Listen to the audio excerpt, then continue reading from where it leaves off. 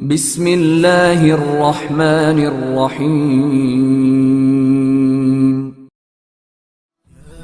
إلهي أنت ربي ذو الجلال والإكرام۔ عمران کو آنے والے حالات کے متعلق یقین نہیں تھا کہ حالات اس کے موافق ہوں گے، اس لیے وہ اوریزی اور بلخی کو فاطمہ سے چھپائے رکھنا بہتر سمجھتا تھا۔ اس نے فاطمہ کا حوصلہ بڑھایا، وہ آگے چلی گئی، کچھ دور گئی تو یہ تینوں اس کے پیچھے چل پڑے۔ میں نہیں سمجھ سکتا کہ تم اس مہم میں کس طرح کامیاب ہو سکو گے، بلخی نے کہا۔ میں جو کچھ کر رہا ہوں اللہ کے نام پر کر رہا ہوں، عمران نے کہا۔ میں نے خدا سے مدد مانگی تھی، مجھے جو بھی خیال آتا ہے وہ خدا کی طرف سے آتا ہے۔ اگر میں سچا ہوا تو خدا مجھے کامیابی عطا کرے گا۔ فاطمہ سیاہ سائے کی طرح چلتی گئی۔ تھوڑی تھوڑی دیر بعد عمران بلازری زور سے کھانس دیتا تھا۔ یہ فاطمہ کے لیے اشارہ تھا کہ وہ اس کے ساتھ ساتھ چلا آ رہا ہے۔ مندر بہت بڑے بھوت کی طرح کھڑا نظر آنے لگا۔ عمران نے دور سے روشنی دیکھی، یہ پنڈت کے کمرے کے دروازے سے باہر آئی تھی۔ پنڈت نے فاطمہ کی دستک پر دروازہ کھولا تھا۔ عمران کو فاطمہ کمرے میں داخل ہوئی دکھائی دی۔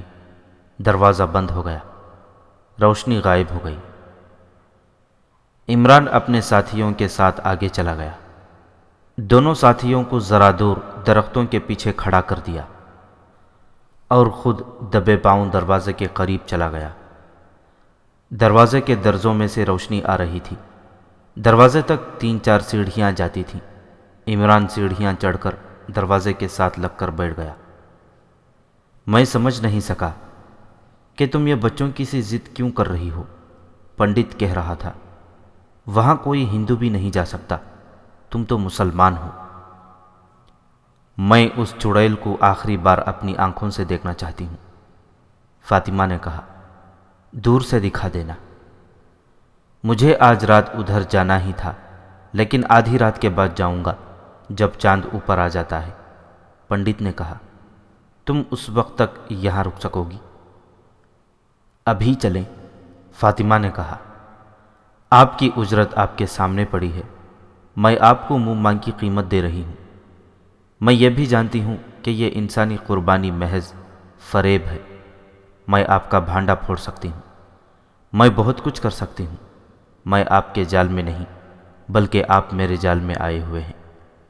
اگر آپ میری یہ ذرا سی خواہش پوری نہیں کر سکتے تو میں واپس چلی جاتی ہوں، لیکن میں بتا نہیں سکتی کہ آپ کا انجام کیا ہوگا۔ فاطمہ بجائے خود ایک سحر تھا جو پنڈت پر غالب آ گیا۔ اس کے ساتھ سونے کے ٹکڑے تھے۔ فاطمہ کی دھمکی بھی کام کر گئی۔ کچھ وقت اور گزرا، عمران کو اندر سے کھسر پھسر سنائی دینے لگی۔ میں تمہیں دور سے دکھا کر واپس لے آؤں گا، چلو، یہ پنڈت کی آواز تھی۔ عمران دروازے سے ہٹ کر اندھیرے میں چھپ گیا۔ پنڈت اور فاطمہ باہر نکلے۔ دروازہ بند ہوا اور وہ ایک طرف چل پڑے۔ خاصا فاصلہ رکھ کر عمران اپنے ساتھیوں کے ساتھ ان کے پیچھے چل پڑا۔ آگے کوئی آبادی نہیں تھی، جنگل تھا۔ عمران کو یہ خطرہ محسوس ہو رہا تھا کہ پنڈت کو اپنے پیچھے آہٹ سنائی دے گی اور وہ پیچھے کو آئے گا، لیکن اسے آگے پیچھے کا خیال نہیں تھا۔ وہ فاطمہ کے ساتھ اٹکھیلیاں کرتا جا رہا تھا۔ ٹیلوں کا علاقہ آ گیا۔ پنڈت اور فاطمہ 2 ٹیلوں کے درمیان چلے گئے۔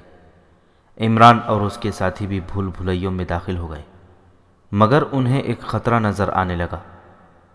راستہ تھوڑے تھوڑے فاصلے پر جا کر مڑ جاتا تھا اور اندھیرا تھا۔ وہ پنڈت اور فاطمہ کی باتوں کی آواز پر چلے جا رہے تھے، لیکن 4 جگہیں ایسی آئیں کہ وہ غلط راستے پر ہو چلے تھے۔ انہیں ایک سرنگ میں سے بھی گزرنا پڑا۔ آگے گئے تو انہیں دھیمی دھیمی آواز سنائی دینے لگی، جیسے عورتیں مل کر گا رہی ہوں۔ اگر عمران اور اس کے ساتھی یہاں اکیلے آتے اور یہ آواز سن لیتے تو وہ اسے بدروحوں کا گانا سمجھ کر واپس چلے جاتے۔ عمران کو پنڈت کی اصلیت معلوم ہو چکی تھی، اس لیے اسے ڈر محسوس نہ ہوا۔ آگے جا کر راستے اس طرح الجھ گئے کہ عمران اور اس کے ساتھیوں کے لیے پنڈت اور فاطمہ کو دیکھ کر چلنا ممکن نہ رہا۔ انہیں نظر آنے لگا تھا کہ وہ بھٹک جائیں گے، لہٰذا انہیں فاصلہ کم کرنا پڑا اور انہوں نے اپنی رفتار بھی تیز کر دی۔ پنڈت رک گیا۔ کون ہو؟ پنڈت نے پیچھے کو آتے ہوئے کہا۔ عمران اور اس کے ساتھی ایک طرف ہٹ گئے۔ بھاگنا مناسب نہیں تھا۔ وہ راستے سے ادھر ادھر ہو کر ٹیلوں کے دامن میں بیٹھ گئے۔ پنڈت ان کے درمیان آ گیا۔ وہ ادھر ادھر دیکھ رہا تھا، اسے اندھیرے میں کچھ نظر نہیں آ رہا تھا۔ عمران نے خنجر نکالا اور اٹھ کر خنجر کی نوک پنڈت کے دل پر رکھ دی۔ یہیں رکے رہو، عمران نے کہا۔ قتل ہونا پسند کرو گے یا ہمیں رشمی تک لے چلو گے؟ اس مسلمان لڑکی سے جو اجرت تم نے وصول کی ہے وہ میں جانتا ہوں۔ آج جو سونے کے سکے تم نے اس سے لیے ہیں وہ اپنے پاس رہنے دو۔ اگر زندہ رہنا چاہتے ہو تو ہمیں رشمی تک لے چلو۔ فاطمہ، پنڈت نے کانپتی ہوئی آواز میں فاطمہ سے کہا، جو ان کے قریب آ گئی تھی۔ تم نے مجھے دھوکہ دیا ہے۔ تم نے میرا جو بھی کام کیا ہے اس کی تم نے پوری قیمت وصول کی ہے۔ فاطمہ نے کہا، میں نے تمہیں سونے کی شکل میں بھی قیمت دی ہے، جسم کی شکل میں بھی۔ میں اپنے گناہوں کا کفارہ ادا کرنے آئی ہوں، تم اپنے گناہوں کا کفارہ ادا کرو۔ دو اور خنجروں کی نوکیں پنڈت کے جسم کے ساتھ لگ گئیں۔ اس پر سکتہ طاری ہو گیا۔ دور سے عورتوں کے گانے کی آواز آ رہی تھی۔ ٹیلوں کی جھرمٹ میں یہ آواز مترنم گونج کی طرح سنائی دے رہی تھی۔ یہ آواز اس دنیا کی معلوم نہیں ہوتی تھی۔ اس آواز پر ہم خود بھی رشمی تک پہنچ سکتے ہیں۔ عمران نے پنڈت سے کہا، ہم صرف 3 آدمی نہیں، ہمارے ساتھ بہت آدمی ہیں۔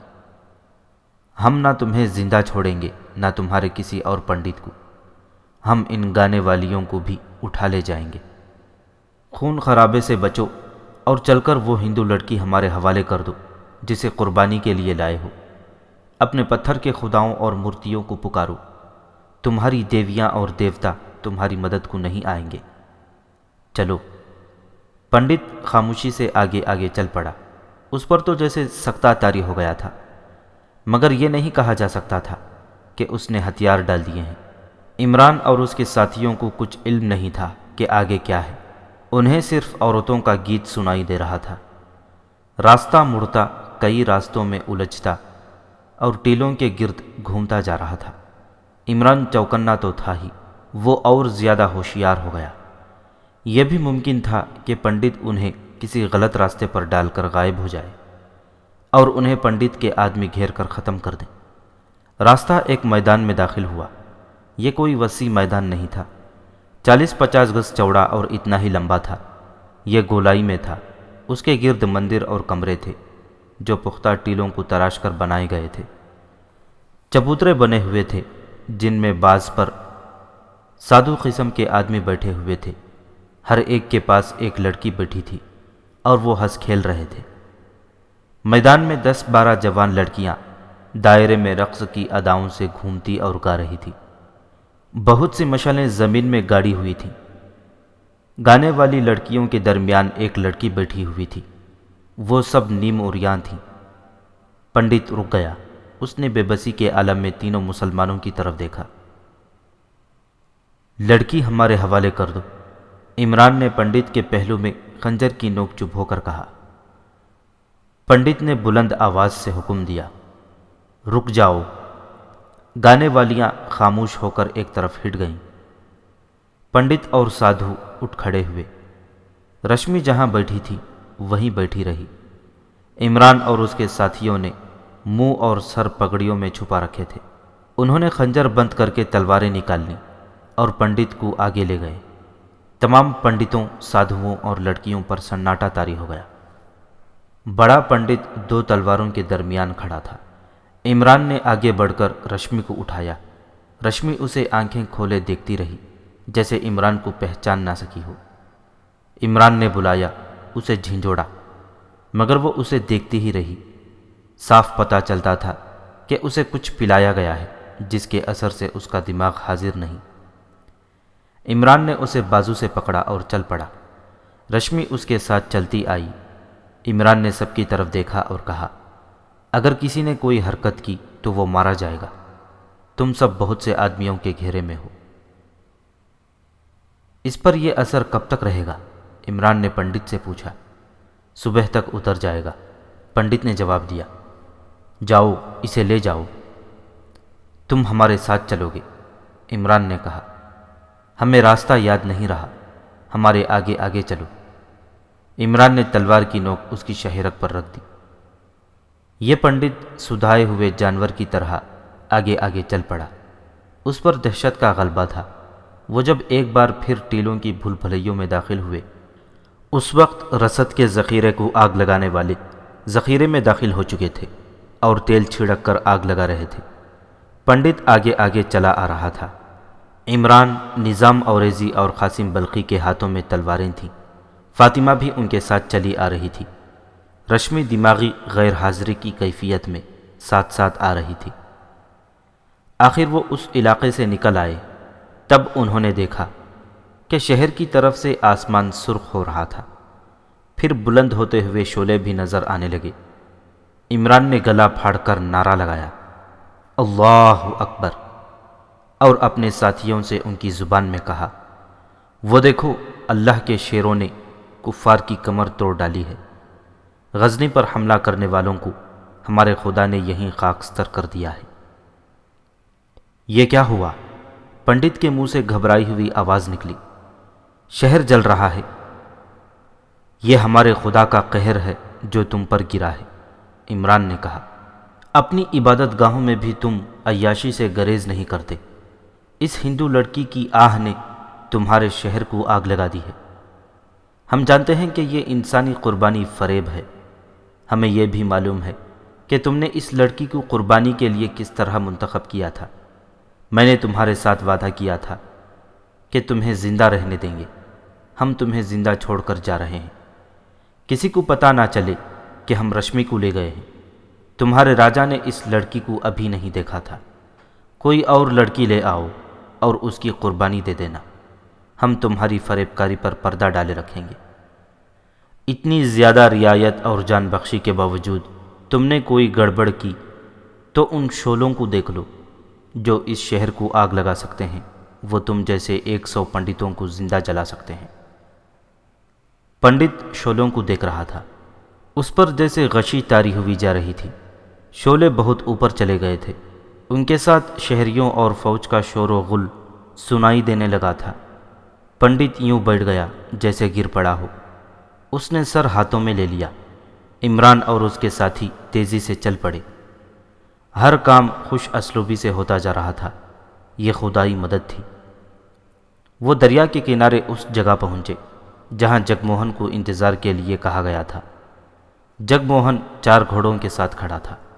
وہاں سے کوئی پون میل دور گھوڑوں اور گاڑیوں کی آوازیں اور انسانوں کا شور سنائی دے رہا تھا۔ وہ آگ بجھانے کے لیے پانی لے جا رہے تھے۔ شہر جل رہا ہے، جگ موہن نے گھبرا کر کہا۔ یہ آگ کیسی ہے؟ میرا گھر بھی جل رہا ہوگا۔ جل جانے دو، عمران نے کہا۔ تم اب اس گھر میں نہیں جا رہے، تم ہمارے ساتھ چل رہے ہو۔ اب اپنے آپ کو ہندو سمجھنا چھوڑ دو۔ ہمارے مذہب کا کرشمہ دیکھ لو۔ تمہاری معصوم بہن کو پنڈت قربانی کے لیے لے گیا تھا۔ میں نے اپنے خدا سے دعا کی تھی کہ مجھے ہمت اور جرأت دے کہ میں اس لڑکی کو بچا کر ثابت کر سکوں کہ سچا خدا مسلمانوں کا ہے۔ دیکھ لو، سارے شہر کو آگ لگ گئی ہے اور تمہاری بہن تمہارے سامنے کھڑی ہے۔ اسے ہم دیوتاؤں سے چھین لائے ہیں۔ اوہ میری بہن، جگموہن کے منہ سے نکلا اور وہ دوڑ کر اپنی بہن سے لپٹ گیا، مگر بہن لاش کی طرح کھڑی رہی۔ جگموہن کے بلانے اور جھنجھوڑنے کے باوجود اس نے کسی رد عمل کا اظہار نہ کیا۔ اسے تمہارے پنڈتوں نے اس اثر والی کوئی دوائی پلا رکھی ہے، عمران نے کہا۔ صبح تک اسی حالت میں رہے گی۔ ہمارا سفر بڑا لمبا ہے، بہن کو اپنے ساتھ گھوڑے پر بٹھاؤ اور چلو۔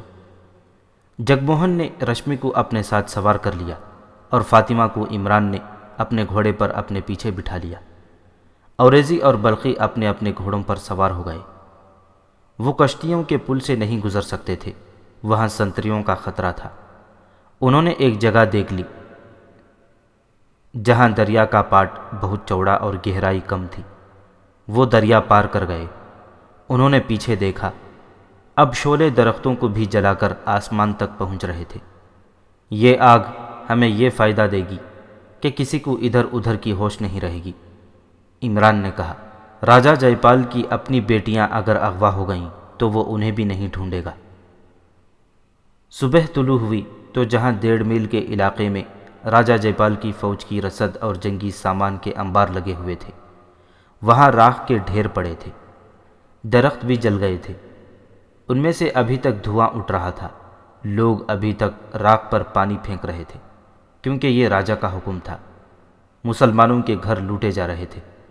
راجہ نے رات کو ہی حکم دے دیا تھا کہ مسلمانوں کے گھروں کی تلاشی لو اور وہاں سے جتنی نقدی اور زیورات ہاتھ آئیں سرکاری خزانے میں جمع کرا دو، اور فوج کے کام کا جو سامان ملے وہ بھی اٹھا لو۔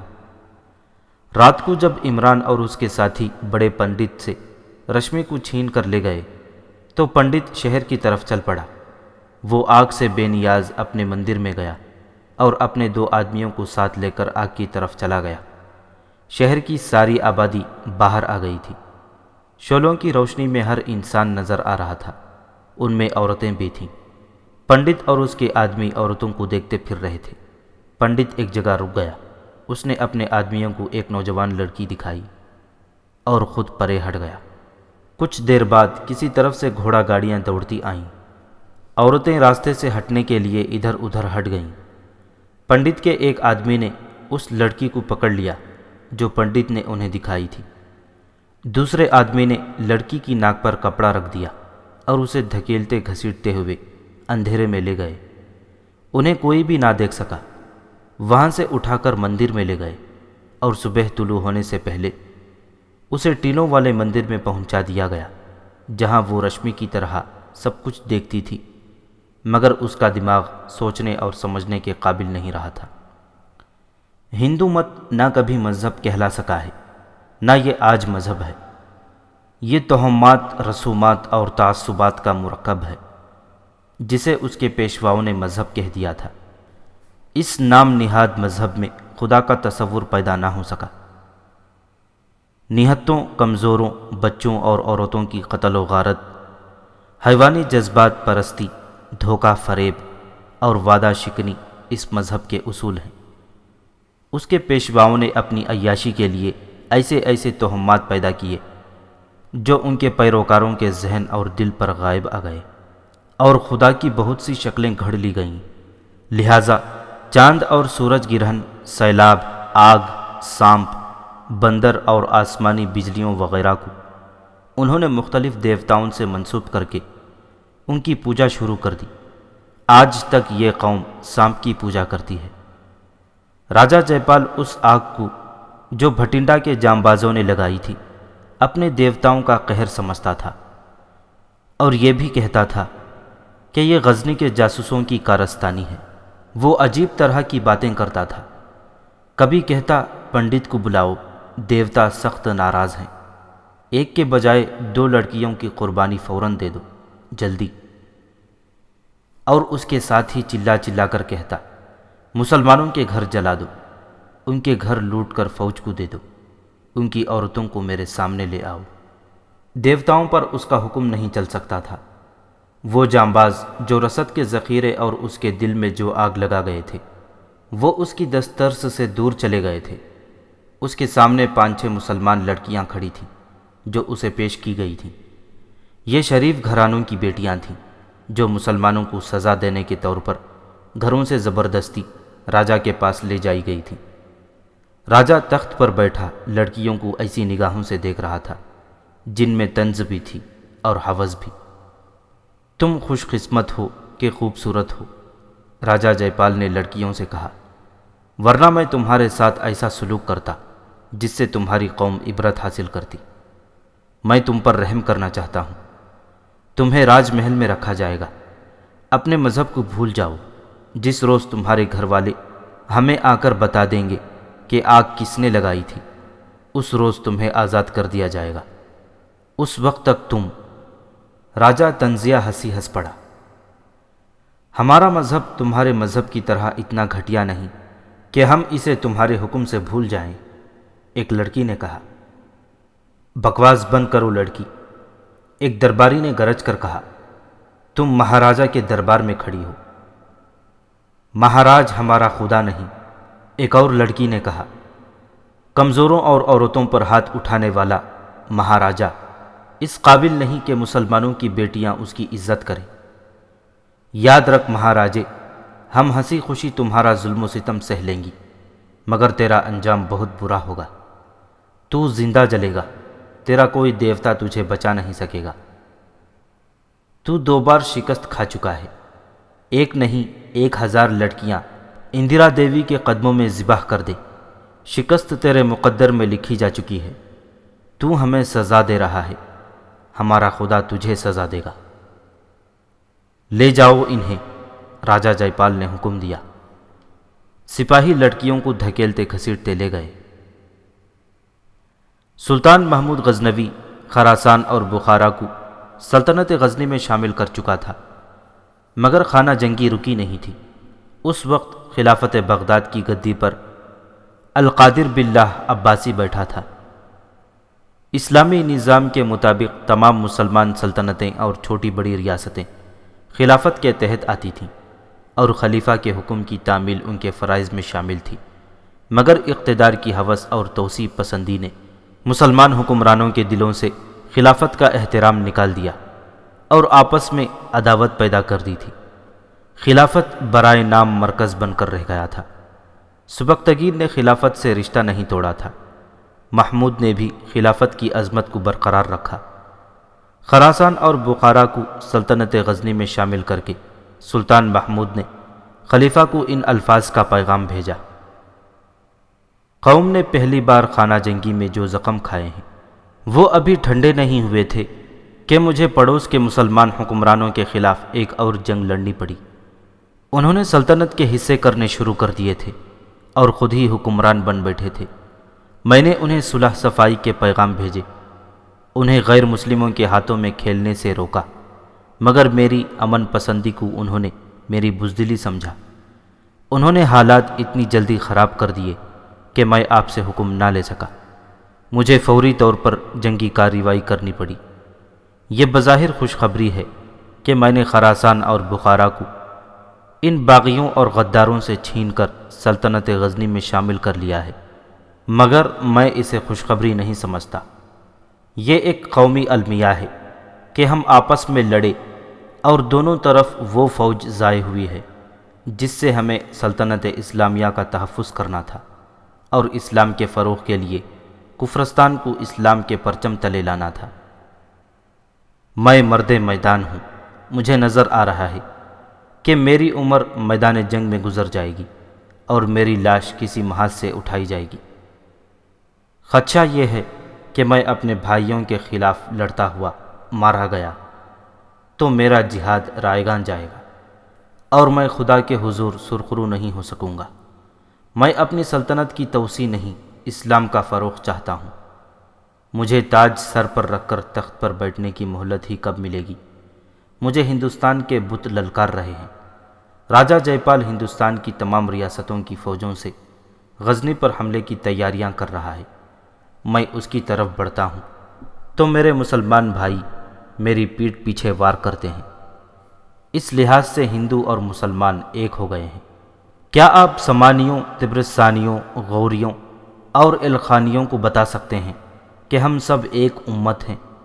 کیا وہ آپ کی بات ذہن نشین کر لیں گے کہ مرکز سے ٹوٹ کر کوئی ایک بھی مسلمان ریاست باقی نہیں رہ سکے گی؟ خانہ جنگی ابھی ختم نہیں ہوئی، مجھے آپ کی حوصلہ افزائی اور دعا کی ضرورت ہے۔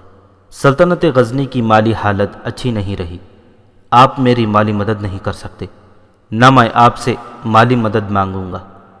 میرے لیے دعا کریں، میں اللہ سے مدد مانگتا ہوں۔ بغداد سے خلیفہ القادر باللہ عباسی کا جواب آیا۔ آپ کا پیغام پڑھ کر مجھے افسوس ہوا ہے، حیرت نہیں ہوئی۔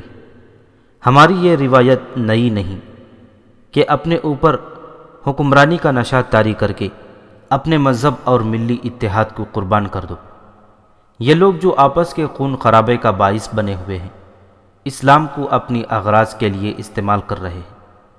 یہ اپنے بھائیوں کا خون بہانے کے لیے عیسائیوں اور یہودیوں تک سے مدد لیتے ہیں۔ امت رسول اللہ صلی اللہ علیہ وسلم کو اپنی رعایا بنانے کے لیے جھوٹ بول بول کر لوگوں کو ایک دوسرے کے خلاف بھڑکاتے، اکساتے اور خانہ جنگی کے لیے تیار کراتے ہیں۔ یہ ہماری روایت بن گئی ہے اور یہ ہماری تاریخ بنے گی۔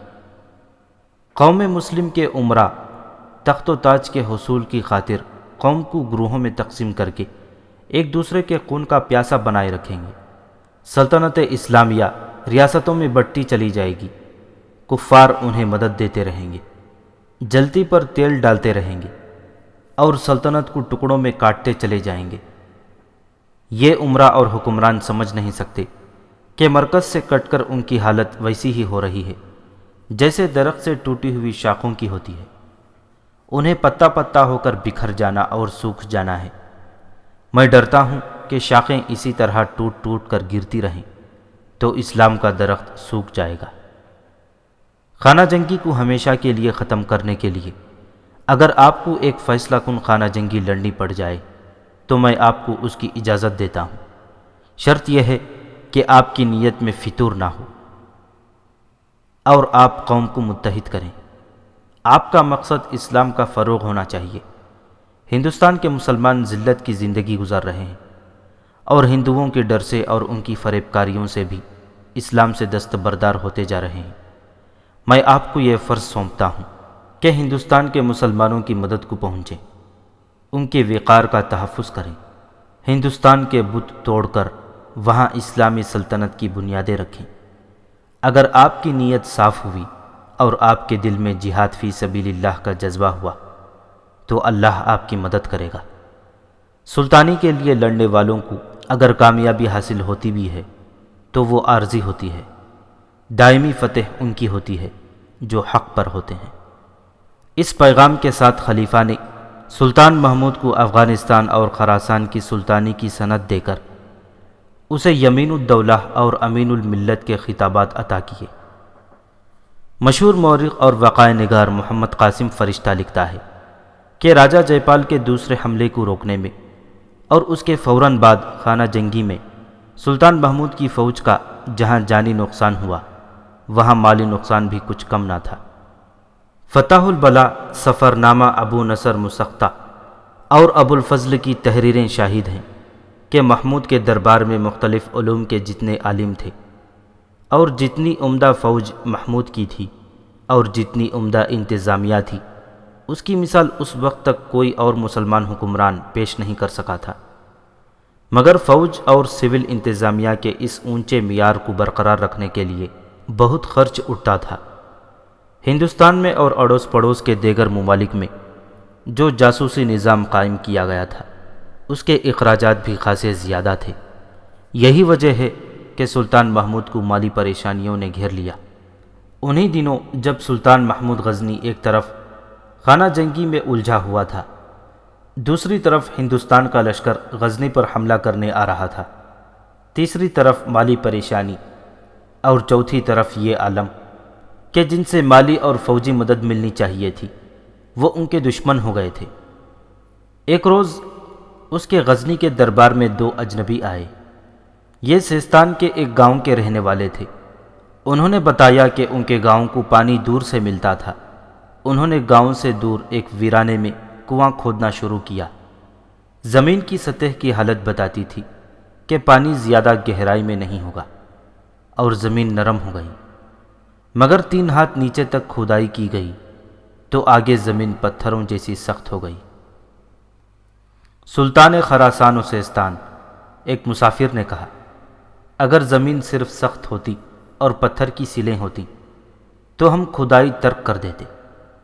ہم حیران اس پر ہوئے کہ جس نے ہماری کدالوں کو روک لیا ہے وہ چمکتی ہوئی کوئی چیز ہے۔ یہ پتھر نہیں ہو سکتے، پتھروں میں ایسی چمک نہیں ہوتی، یہ کوئی دھات ہے اور یہ کسی پرانے بادشاہ کا مدفون خزانہ ہے۔ کہتے ہیں کہ جہاں مدفون خزانہ ہوتا ہے وہاں جنات اور خزانہ دفن کرنے والوں کی بدروہیں موجود رہتی ہیں۔ ہم یہ عرض لے کر آئے ہیں کہ اگر یہ خزانہ ہی ہے تو یہ بے نقاب ہو چکا ہے۔ گاؤں والوں پر خوف طاری ہے، کوئی بھی خزانے کے قریب نہیں جاتا۔ ہمیں ایک بزرگ نے کہا ہے کہ سلطان کو اطلاع دے دی جائے۔ سلطان محمود نے اسی وقت ان آدمیوں کے ساتھ اپنے دربار کے 2 عالموں اور فوج کے 2-4 حاکموں کو اس حکم کے ساتھ بھیج دیا کہ جنات اور بدروحوں سے ڈرنے کے بجائے مزید کھدائی کریں اور معلوم کریں کہ یہ کیا ہے۔ کچھ دنوں بعد سلطان محمود کو اطلاع دی گئی کہ یہ مدفون خزانہ نہیں بلکہ سونے کی کان ہے جو سطح زمین سے صرف 4-5 ہاتھ نیچے ہے۔ اس کی کھدائی کی گئی تو محمد قاسم فرشتہ اور گرویزی کے مطابق خاصے وسیع علاقے میں سونا برآمد ہوا۔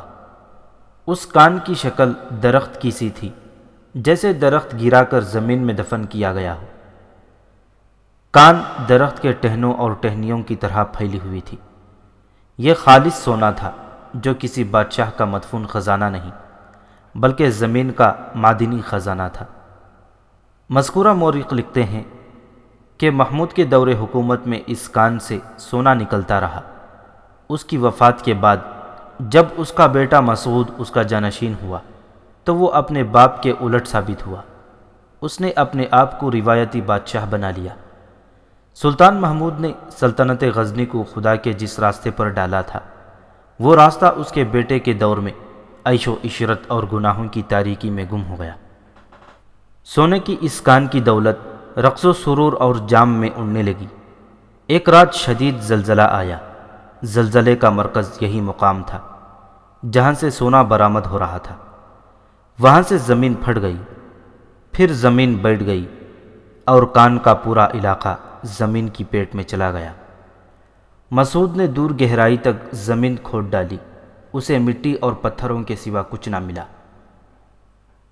یہ کان جب برآمد ہوئی تھی اور سلطان محمود غزنوی کو یقین ہو گیا تھا کہ یہ خالص سونا ہے تو وہ اپنے پیر و مرشد ابو الحسن قرقانی کے ہاں حاضری دینے گیا اور انہیں بتایا کہ اس کے باپ نے اس کی پیدائش سے پہلے خواب میں ایک درخت دیکھا تھا جو گھر کے ایک کمرے سے اٹھا، چھت پھاڑ کر اوپر گیا اور اس نے آدھی دنیا پر اپنے ٹہنوں اور ٹہنیوں کا چھاتا پھیلا دیا، اور اس کے بعد میں پیدا ہوا۔ محمود نے کہا، اس خواب کی تعبیر یہ بتائی گئی تھی کہ میں دور دور تک اسلام کی روشنی پھیلاؤں گا۔ اب سونے کے جو کان برآمد ہوئی ہے اس کی شکل بھی درخت کی سی ہے۔ کان گہرائی میں نہیں گئی، سطح زمین کے ساتھ ساتھ درخت کی شاخوں کی طرح پھیلی ہوئی ہے۔ پیر و مرشد مجھے بتائیں کہ یہ خدائے ذوالجلال کا کوئی اشارہ ہے یا کیا ہے؟ جو کچھ زمین میں ہے اور جو کچھ آسمانوں میں ہے اس کا علم خدا کے سوا کسی کو نہیں۔ ابو الحسن قرقانی نے کہا، اور جو تمہارے دل میں ہے خدا کو اس کا بھی علم ہے۔ خدا تمہارے متعلق وہ بھی جانتا ہے جو تم خود نہیں جانتے۔ درخت ایک اشارہ ہے جو تمہیں نہیں، ہر سلطان اور بادشاہ کو سمجھنا چاہیے۔ خدا ایسے اشارے صرف انہیں دیا کرتا ہے جو اس کے رسول کی امت سے ہیں۔ تم نے اگر دل میں خدا اور اس کے رسول کو جگہ دے رکھی ہے تو اس کے اشارے کو سمجھو۔ تم نے خدا کی راہ میں جہاد کیا، تم نے انہیں بھی شکست دی جو مسلمان ہوتے ہوئے بھی دین مسلم سے منحرف ہوئے اور تخت و تاج کی خاطر حزب اللہ کا خون حزب اللہ کے ہاتھوں بہا دیا۔ تم نے فتح پائی مگر اتنے بدحال ہوئے کہ درہم و دینار کے محتاج ہوئے۔ تم نے کہا کہ صرف اللہ سے مدد مانگوں گا، پس اللہ نے تمہاری مدد کی ہے، اپنی زمین کا سینہ چیر کر تیری جھولی بھر دی اور سونا درخت کی شکل میں دیا۔ ہر سلطان کو درخت کی مانند ہونا چاہیے، ایسے درخت کی مانند جو دھوپ کے جھلسے ہوئے انسانوں کو ٹھنڈی چھاؤں مہیا کرتا ہے۔ زندگی کے کٹھن سفر کے تھکے ہوئے لوگ درخت کے نیچے آ گرتے ہیں اور سستاتے ہیں، تھکن سے چور جسم تر و تازہ ہو جاتے ہیں تو مسافر پہلے سے زیادہ کٹھن سفر کے قابل ہو جاتے ہیں۔ درخت اپنی روزی زمین سے حاصل کرتا ہے، انسان کا خون نہیں چوستا، زمین سے نمی لیتا ہے اور لوگوں کو چھاؤں دیتا ہے، لوگوں سے لیتا کچھ نہیں۔ محمود، ٹھنڈی چھاؤں والے گھنے درخت کو تصور میں لاؤ، اس کی خوبیاں تمہارے سامنے نکھر آئیں گی۔ خدا کا یہ اشارہ نہیں، حکم ہے کہ اپنے آپ میں یہ خوبیاں پیدا کرو۔ یہ ذہن میں رکھ لو کہ انسان بڑا بے وفا اور اوچھا ہے، درخت کو کاٹ دیتا ہے، درخت انسان کو نہیں کاٹتا۔ درخت کٹ جائے تو انسان کے کام آتا ہے اور اس کا پلنگ بنتا ہے، اندھے اور لنگڑے کی لاٹھی بنتا ہے، سلطان کا تخت بنتا ہے۔ مگر یاد رکھو محمود، جب سلطان اپنے آپ کو انسانوں کا حاکم اور روزی رساں بتا کر اپنے آپ کو درخت کی صفات سے محروم کر لیتا ہے تو تخت الٹتے دیر نہیں لگتی۔ انسان کو دو چیزیں شیطان بناتی ہیں، سونا اور سلطانی۔ وہ انسان بھی شیطان بن جاتا ہے جسے یہ دونوں چیزیں تو حاصل نہ ہوں، لیکن وہ اپنے دل میں ان کی ہوس پیدا کر لے۔ جس سر پر سلطانی کی دستار رکھ دی جائے، وہ سر جتنا خدا کے آگے جھکے اتنا ہی بندوں کے آگے جھکے، اگر نہیں تو ایسے سلطان کے رکوع و سجود رائیگاں جاتے ہیں، کیونکہ یہ دکھاوے کے ہوتے ہیں، اللہ کے بندوں کو فریب دینے کے لیے ہوتے ہیں۔ جس نے اللہ کے بندوں کو جسمانی اور روحانی بھوک دی، وہ اللہ کے حضور جا کر دوزخ کو روانہ ہوا، جہاں اس کی رعایا کی آہیں اور فریادیں اور رنج و آلام جو سلطان نے دیے، وہ سب انگارے بن کر اسے جلاتے رہیں گے، بچھو بن کر اسے ڈستے رہیں گے۔ تو نے خدا سے مدد مانگی، خدا نے تجھے مدد دی، مگر دیکھ اور سوچ کہ تو خدا کا بھیجا ہوا پیغمبر نہیں، آسمان سے اتارا ہوا فرشتہ نہیں۔ پھر خدا نے اپنی زمین کا سینہ چاک کر کے تیری سلطنت کو سونے میں کیوں نہلا دیا؟ یہ سونا تیرا نہیں، تیری سلطنت کا ہے۔ یہ سونا تیری سلطنت کی توسیع کے لیے ہے۔ اگر تو تخت و تاج کے نشے میں بھول جائے کہ تیرے فرائض کیا ہیں اور بندوں کے کتنے حقوق تیرے سر پر ہیں، تو زمین اپنی دولت نگل لے گی۔ جو خدا دیتا ہے وہ لے بھی لیتا ہے۔ اس اشارے کو سمجھو محمود۔ اپنے پیر و مرشد ولی ابو الحسن قرقانی سے روحانی فیض حاصل کر کے سلطان محمود نے اپنی توجہ سلطنت کی انتظامیہ اور فوج پر مرکوز کر دی۔ اس نے قوم کو اتنا خوشحال کر دیا کہ لوگ اپنے بیٹوں کو فوج میں بھیجنے لگے۔ سلطان محمود نے حقوق العباد پر سب سے زیادہ توجہ دی۔ سلطان محمود کو ہندوستان کی اطلاع کا انتظار تھا۔